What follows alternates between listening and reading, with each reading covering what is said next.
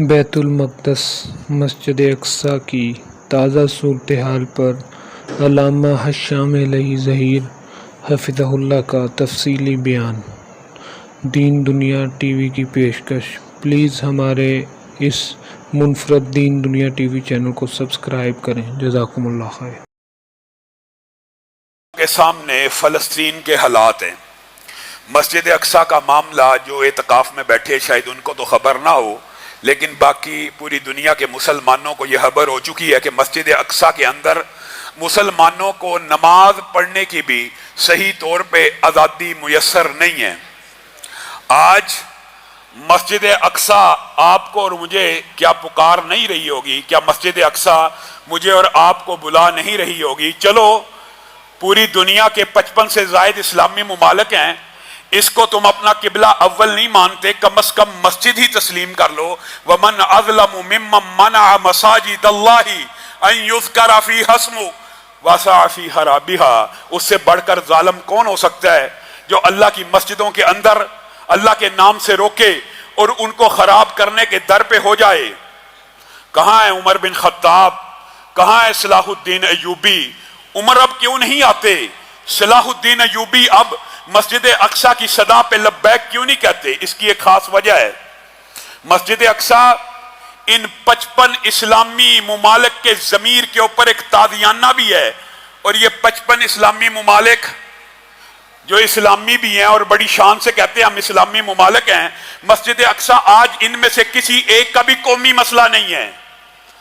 قومی مسئلہ ہوتا کسی ملک کا تو شاید آواز کھڑی ہو جاتی، لیکن آج یہ مسجد بیچاری کسی اسلامی ملک کا قومی مسئلہ بھی نہیں رہی۔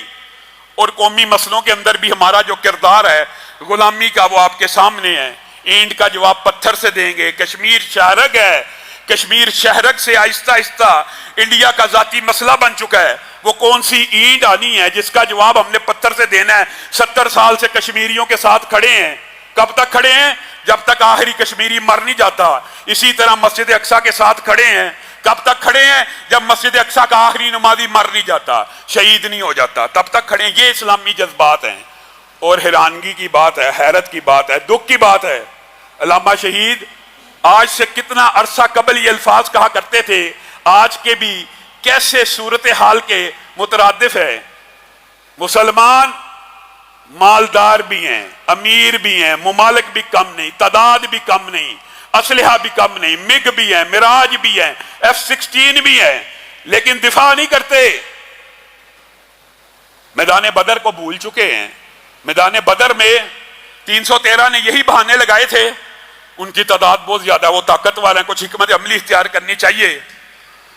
محمد رسول اللہ صلی اللہ علیہ وسلم نے جب اتنے عظیم الشان لشکر کا سارا معاملہ اپنے صحابہ کے سامنے رکھا تو انہوں نے کہا تھا، اللہ کے رسول ہمیں یہ نہ سمجھنا کہ ہم موسیٰ کی طرح آپ کو کہہ دیں گے کہ فَاذْهَبْ أَنْتَ وَرَبُّكَ فَقَاتِلَا إِنَّا هَاهُنَا قَاعِدُونَ۔ ہم یہ نہیں کہیں گے کہ آپ اور آپ کا رب جا کے لڑے، ہم یہاں بیٹھے ہیں، بلکہ آپ کی طرف آنے والے ہر تیر کو پہلے ہم کھائیں گے، پھر آپ کی طرف بڑھے گا۔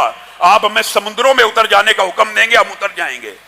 آج مانتے ہیں غلام ہیں، اقرار کرتے ہیں کہ محلے کا ایک چودھری بدماش ہو، ایک محلے میں 3-4 بدماش ہو، ایک بدماش کے ساتھ دوستی لگانی پڑتی ہے، مانتے ہیں، اقرار ہے۔ چودھری امریکہ، ایک کے ساتھ تیاری لگانی ہے، روس کے ساتھ، امریکہ کے ساتھ، چائنا کے ساتھ، ان میں سے کسی ایک کے پلڑے میں تو وزن ڈالنا ہے، ایک بدماش کا ساتھ تو دینا ہی ہے۔ اس بات کا بھی اقرار کرتے ہیں، لیکن کیا بدماش کے پالے ہوئے خبیث جانوروں کا بھی اسی طرح اکرام اور عزت کرنی ہے؟ قائد اعظم محمد علی جناح رحمہ اللہ نے یہ بات کہہ دی تھی کہ اسرائیل اسلامی ریاستوں کے قلب کے اندر ایک نجائز خنجر ہے۔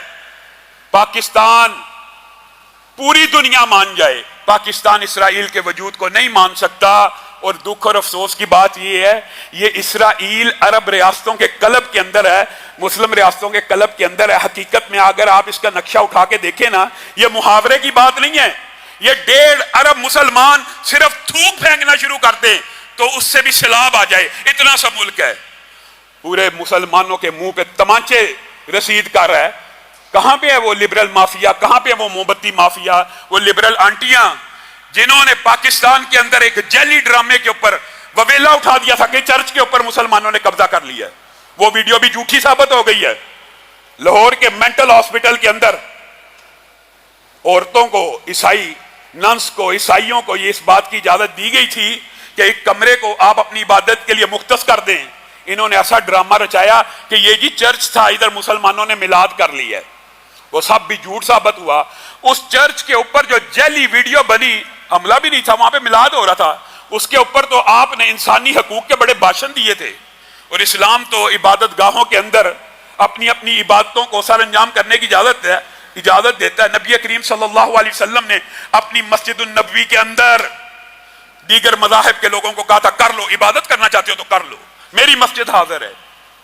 آج مسجد اقصی کے اندر مسلمانوں کو عبادت کرنے نہیں دی جا رہی. کہاں پہ آزادی اظہار، کہاں پہ آزادی عبادت، کہاں پہ حق عبادت، کہاں پہ ہے فریڈم آف ایکسپریشن. اپنی حق خودارادیت کی بات تو دور کی بات ہے، جو عبادت ہے، جو پلیسز آف ورشپس ہیں، جن کو آپ اسینشل سروسز کہتے ہیں، جن کے اندر آپ کہتے ہیں ہر مذہب کو اجازت ہونی چاہیے، آج اس مسجد کا محاصرہ کر کر مسلمانوں کے اوپر جو ظلم و ستم کی داستانیں لکھی جا رہی ہیں. کسی مسلمان کیا کہا جائے، اب ان حکمرانوں کو کیا کہا جائے؟ 55 اسلامی ممالک ہیں، ایک ہی بندے نے کچھ افسوس کا اظہار کیا، طیب اردگان نے، اور اس نے تشویش کا اظہار کر دیا. ہم یہ بات کہتے ہیں جی اس نے تو اسرائیل کو ماننا ہے، بلا شبہ ماننا ہوگا، لیکن بولا بھی وہی ہے، صرف اسی نے کہا ہے کہ مجھے تشویش ہے یہ کیا ہو رہا ہے. اور مسلمانوں، اللہ کی قسم، تمہیں جھوٹ اور پراپوگنڈے نے تمہیں اپنے اسلاف سے، اپنی تاریخ سے اس قدر بیگانہ کر دیا ہے کہ تمہیں آج اپنی تاریخ نہیں پتا. تم یہ سمجھتے ہو، کہانیاں سنائی جاتی ہیں جی یہ علوم و فنون کی ترقی ہے، یہ یورپ ہے، یہ علم کی ترقی ہے، یہ سائنس کی ترقی ہے.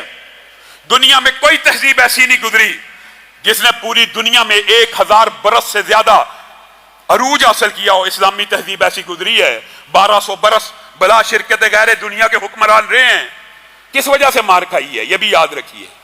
آپ کو مختلف کہانیاں پڑھائی جاتی ہیں، مسلمانوں کے پاس اسٹیٹس مین شپ کا ہنر نہیں ہے. کس قدر بیوقوفی کی بات ہے کہ قرآن و سنت کا طالب علم ہو اور اس کو اسٹیٹس مین شپ نہ آتی ہو. 1200 برس اتنے بڑے بڑے ممالک کو جنہوں نے ایڈمنسٹریٹو صلاحیتوں کی بدولت کنٹرول کیا، ان کے پاس اسٹیٹس مین شپ نہیں ہے. یہ آپ کو پڑھایا جاتا ہے، غلط. معیشت بڑی چیز ہے، تعلیم بڑی چیز ہے، لیکن اصل وہی ہے جو حدیث سے ثابت ہے. وہ حدیث آپ کے سامنے رکھتا ہوں. ایمانداری سے بتائیے، محمد الرسول اللہ صلی اللہ علیہ وسلم نے سنن نبی داؤد میں یہ نہیں کہا وَأَعِدُّوا لَهُم مَّا اسْتَطَعْتُمْ، یہ تو قرآن کی آیت کا بھی پہلا ٹکڑا ہے. اور اس کے بعد کیا لفظ کہے تھے؟ الا ان القوۃ الرمی، الا ان القوۃ الرمی، الا ان القوۃ الرمی. آقا تو آپ کو، مجھے یہ پیغام دے گئے، مسلمانوں کو ابد الآباد تک، قیامت تک یہ پیغام دے کے گئے ہیں. دنیا میں سپر پاور کون ہوگی؟ دنیا میں سپر پاور وہی ہوگی جو اسلحے کی ٹیکنالوجی میں سب سے آگے ہوگی. یہ رسول اللہ کا فرمان نہیں ہے؟ بھول گئے ہو؟ آج بھی یہی فرمان دور حاضر کے اوپر تطبیق کر کے دیکھ لو. اللہ کی قسم جھوٹ پڑھایا جاتا ہے، تمہیں جھوٹ پڑھایا جاتا ہے. معیشت، اگر معیشت کے ساتھ کوئی قوم سپر پاور ہوتی تو دنیا کا سب سے زیادہ معاشی طور پہ مضبوط ملک جو ہے پہلے نمبر پہ، وہ دنیا کی سپر پاور ہوتا. کیوں نہیں ہے؟ تم تو کہتے ہو کہ معیشت بڑی چیز ہے، تو سب سے زیادہ مضبوط معیشت کے جو ممالک ہیں، جاپان وغیرہ، وہ دنیا کی سپر پاور کیوں نہیں ہے؟ دوسرا مغالطہ مسلمانوں کو یہ ڈالا جاتا ہے، تعلیم ہونی چاہیے، معیشت ہونی چاہیے. میں انکار نہیں کر رہا، اور اللہ کے فضل و کرم سے دینی طلبہ کو اسٹیٹس مین شپ کا ایک ایک آرٹ اور ایک ایک ہنر آتا ہے. صرف وقت کا انتظار ہوتا ہے، وقت پلٹا کھاتا ہے. تلک الایام، یہ ایام ہیں، لوگوں کے مابین گردش کرتے ہیں. ورنہ معیشت کا بھی اگر عروج آئے گا تو اسلامی نظام سے آئے گا. آپ نے کہا دوسری بات جی تعلیم ہوتی ہے، تعلیم ہوتی ہے. اٹھاؤ دنیا میں جو پہلے نمبر پہ تعلیمی طور پہ ملک ہے، کیا دنیا کی سپر پاور ہے؟ جھوٹ بولتے ہو تم مسلمانوں سے. کون سپر پاور ہے؟ جو دنیا کا سب سے بڑا دادا ہے، جو دنیا کا سب سے بڑا بدماش ہے، اور جو اس حدیث کے مطابق ہے کہ جس کے پاس اسلحے کی ٹیکنالوجی سب سے اوپر ہوگی وہی دنیا کی سپر پاور ہوگا. جس کے پاس اسلحہ سب سے اچھا ہوگا وہی دنیا کی سپر پاور ہوگا. جس کے پاس اسلحے کی صلاحیت سب سے زیادہ ہوگی وہی دنیا کی سپر پاور ہوگی. جب تک مسلمان نبی کریم کی اس حدیث کے ساتھ چمٹے رہے اسلحہ سازی میں ترقی کرتے رہے، منجنیقیں بناتے رہے، قلعے گرانے کے ٹول اور ہتھیار بناتے رہے، 1000 برس کسی کو جرات بھی نہیں ہوئی سامنے کھڑے ہو سکے، 1200 برس دنیا پہ حکومت کی، ایک پستول سے، ایک بندوق سے یہ مسلمان شکست کھا گیا تو اسلحے کی وجہ سے کھا گیا۔ آپ کو غلط پڑھایا جاتا ہے، معیشت کی وجہ سے کھا گیا ہے، غلط پڑھایا جاتا ہے، تعلیم کی وجہ سے کھا گیا، جھوٹ بولتے ہیں، تعلیم وغیرہ کیا ہے مانتے ہیں، اقرار کرتے ہیں، لیکن جو سپر پاور ہوتی ہے، جس کے پاس پیسہ ہو، سپر پاور ہو، وہ دنیا کی ساری تعلیم جب چاہے خرید سکتا ہے۔ اور ہمارے اسلاف نے ہارون الرشید سے لے کے خلافت بنو امیہ سے لے کے خلافت بنو عباسیہ سے لے کے خلافت عثمانیہ سے لے کے ان مغلوں کے حالات چاہے جیسے بھی تھے، یہ پوری دنیا کے ہنرمند اکٹھے کر لیا کرتے تھے کہ نہیں تھے کر لیا کرتے؟ کس بنیاد کے اوپر؟ اسلحے کی طاقت کی بنیاد کے اوپر، پیسے کی بنیاد کے اوپر۔ جس کے پاس اسلحے کی طاقت ہے وہی یہ اسلام کا کلیہ ہے جس سے ہم منہ موڑ چکے ہیں۔ کبھی اے نوجوان مسلم تدبر بھی کیا تو نے؟ وہ کیا گردوت ہے جس کا تو ایک ٹوٹا ہوا تارا؟ نہیں، تدبر نہیں کرنا۔ مسجد اقصیٰ آج تجھے اور مجھے پکار رہی ہے، اور شاید کہتی ہوگی کہ تھے تو وہ تمہارے ہی آبا، مگر تم کیا ہو؟ ہاتھ پر ہاتھ درے منتظر فردہ ہو، صرف دعائیں کر کر کے مسجد اقصیٰ آزاد ہو جائے گی؟ مسجد اقصیٰ کو ضرب عمر کی ضرورت ہے، ضرب صلاح الدین کی ضرورت ہے۔ آج مسلم حکمرانوں کو بھی چاہیے کہ وہ اپنے اسلاف کی روایات کے اوپر چلتے ہوئے یونائٹڈ اسٹیٹس آف اسلام کا کنسیپٹ کیوں نہیں بن سکتا؟ ہر ملک اپنے دائرہ اختیار، دائرہ کار میں رہتے ہوئے ایسی آرگنائزیشنز کیوں نہیں بنا سکتا کہ ایک اسلامی ملک پہ حملہ پورے اسلامی ممالک پہ سمجھا جائے گا؟ کون سی چیز مانے ہیں؟ کس چیز کی رکاوٹ ہے؟ مانتے ہیں غلام ہیں، لیکن کیا ساری زندگی غلام ہی رہنا ہے؟ غلامی سے نکلنے کی کبھی کوئی تدبیر بھی کرنی ہے؟ چلو آہستہ آہستہ نکلنے کا راستہ ہی بنانا شروع کر دو، کیونکہ جب یہ غلامی بڑھتی چلی جاتی ہے، یہ بات بھی یاد رکھیے، منطقی طور پہ، اصولی طور پہ ابن خلدون نے، مسلمان فلاسفروں نے لکھ دیا، غلامی شدید تر ہوتی چلی جاتی ہے، غلامی میں حقوق سلب کرتے چلے جاتے ہیں، جو آقا ہوتے ہیں، جو حاکم ہوتے ہیں، وہ ایک ایک کر کے حق لیتے رہتے ہیں، یہاں تک کہ غلام اتنا مفلوق الحال ہو جاتا ہے، اور ایک ایسا لمحہ آ جاتا ہے پھر کبھی بھی آزادی اس کا مقدر نہیں بنتی۔ ہاں، اگر غلام ابتدائی میں اپنے ہر حق کے چھن جانے پہ کچھ ایجیٹیشن کرے، کچھ احتجاج کرے، کچھ حق واپس لینے کی کوشش کرے تو اس کو وہ حق مل جاتا ہے۔ آج احتجاج بھی نہیں کیا جا سکتا، آج مسجد اقصیٰ کے اوپر احتجاج کرنا بھی مشکل ہے۔ جو احتجاج کرے گا، اسرائیل کا نام لکھو فیس بک کے اوپر، اکاؤنٹ بلاک، مسجد اقصیٰ کی ویڈیو چڑھاؤ، اکاؤنٹ بلاک۔ آج مسلمان اس قدر پستی اور زوال کا شکار ہو چکے ہیں، ہمارے پاس اپنی اپلیکیشنز ہی نہیں ہیں، ہمارے پاس اپنے ٹولز ہی نہیں ہیں۔ یہ تعلیم کا بھی فائدہ ہے، اس کا انکار نہیں کر رہا، لیکن اللہ کی قسم غور و فکر کر لو، آج پاکستان بھی اس کرۂ ارض کے اوپر اس خطرناک خطے میں اگر محفوظ ہے تو اللہ کی قسم کھا کے کہتا ہوں اس ایٹم بم کی وجہ سے محفوظ ہے۔ کہ چلو شکر ہے اس خطے کے حکمرانوں نے یہ سوچ لیا اور نبی کی اس حدیث کے پر عمل کر لیا کہ واقعی قوت کا دار و مدار اسلحے پر ہوگا، شکر ہے وہ حاصل کر لیا، لیکن تمام اسلامی ممالک کو اس کی طرف آنا پڑے گا۔ آپ سارے اسلامی ممالک اس بات کے اوپر جمع ہو جائیں کہ کسی اسلامی ملک کے اوپر حملہ ہمارے اوپر حملہ سمجھا جائے گا تو پھر اللہ تعالیٰ کی بھی بشارتیں ہیں، وہ 313 اکیلے کو نہیں ہے، کم من فیۃ قلیلۃ غلبت فیۃ کثیرۃ باذن اللہ، کتنے ہی کم تعداد کے لشکر کتنے ہی بڑے تعداد کے لشکروں پہ غالب آئے ہیں، کس بنیاد کے اوپر؟ اسلحے اور ایمانی قوت کی بنیاد کے اوپر۔ اور اگر 313 کا آپ نقشہ دیکھیں تو ان کے پاس اسلحہ بھی نہیں تھا۔ کافر ہے تو شمشیر پہ کرتا ہے بھروسہ، مومن ہے تو بے دیکھ بھی لڑتا ہے سپاہی۔ کہاں ہے وہ مومنانہ اوصاف؟ وہ اوصاف ہم نے کھو دیے ہیں، پھر اب ہم ماتم کریں، وویلا کریں۔ ہم تو آج اتنی زبوں حالی کا شکار ہیں کہ قومی مسئلہ کشمیر اس کو بھی فراموش کر چکے، اور مسجد اقصیٰ تو اب کسی کا قومی مسئلہ ہی نہیں رہا۔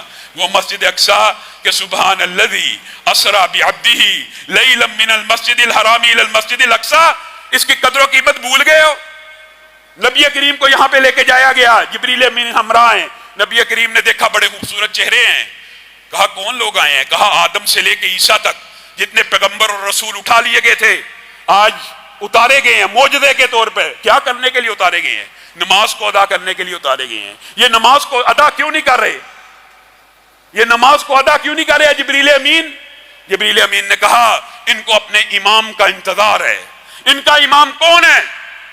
جبریل امین نے نبی کریم کے کاندھا اقدس کے اوپر ہاتھ رکھا اور 1,24,000 کم و بیش انبیاء کے مسلح امامت پہ کھڑا کر دیا.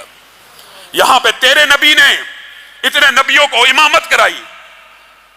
آج پارلیمنٹ کے اندر بھی پوری دنیا کے اندر بھی یہ واضح ہے کہ یہ مسلمانوں کا اس پہ حق نہیں ہے، مسلمانوں کا اس کے اوپر حق ہی نہیں ہے. اور خدا کا واسطہ یہ لبرل مافیا کی آنٹیاں آج سوئی ہوئی ہیں. ان کو انسانی حقوق اب یاد نہیں آ رہے کہ کسی مسلمان کو اس کی مسجد کے اندر عبادت نہیں کرنے دی جا رہی. کیوں یہ ویلا نہیں مچا رہی؟ کیوں نہیں آواز اٹھا رہی؟ کیونکہ سارے چینلز وہی ہیں، سارے پیسوں کی آمدرف وہیں سے ہے. جو امریکہ کا پالا ہوا ایک کتا ہے اس کی بھی ہمیں نوکری پہ مجبور کیا جا رہا ہے. امریکہ تو چلو چودھری ہے، جب تک قوت طاقت نہیں آنی اس کے ساتھ ہیلو ہائی رکھنا مجبوری ہوگی. سمجھ آ گئی ابھی بھی بات کہ ایک چودھری کے ساتھ یس رکھنی ہے، لیکن کیا اس کے پالے ہوئے کتوں کے آگے بھی لیٹ جانا ہے؟ اسرائیل کو کوئی باضمیر بندہ کس اصول کی بنیاد کے اوپر تسلیم کرے؟ کیسے تسلیم کرے؟ اللہ رب العزت سے آپ سب لوگ پھر بات وہی آ جاتی ہے. ہم دعائیں کر سکتے ہیں اور کیا کریں؟ جہاد کرنے کا نام لیں تو پکڑ کے جیلوں میں ڈال دیا جائے گا. کوئی جہاد کی بات کر سکتا ہے؟ آج فرانس نے نبی کریم کی توہین کی ہے. فرانس کے خلاف جہاد کا فتویٰ دینے والا کوئی عالم دنیا میں موجود ہے؟ اسرائیل ڈنڈے کے زور کے اوپر، طاقت کے زور کے اوپر آج مسجد اقصی پہ حملہ آور ہے. حکمران دورے کر رہے ہیں، ایک دوسرے کی خاطر مدارت کر رہے ہیں، ایک دوسرے کی آؤ بھگت کر رہے ہیں. 55 اسلامی ممالک کے ضمیر سو گئے ہیں. یہ جو 1.5 ارب ہیں، وہ تو ظالم نے کہا تھا نا، یہ جو 10 کروڑ ہیں جہل کا نچوڑ ہیں، ان کی فکر سو گئی. آج 1.5 ارب مسلمانوں کی فکر سو گئی ہے. آؤ اپنے اسلاف کی روایات کی طرف پلٹو. تمہیں تاریخ بھی غلط پڑھائی گئی، تمہارے ساتھ پراپوگنڈا کیا گیا، تمہیں یہ سمجھایا گیا یہ 1,000 برس پرانی یونیورسٹیاں تھیں، ان کی وجہ سے شاید یہ مسلمانوں پہ غالب آ گئے. نہیں، تمہیں غلط سمجھایا گیا. آج بھی سپر پاور معاشی طور پہ سب سے مضبوط ملک نہیں ہے، تعلیمی طور پہ نمبر 1 ملک سپر پاور نہیں ہے.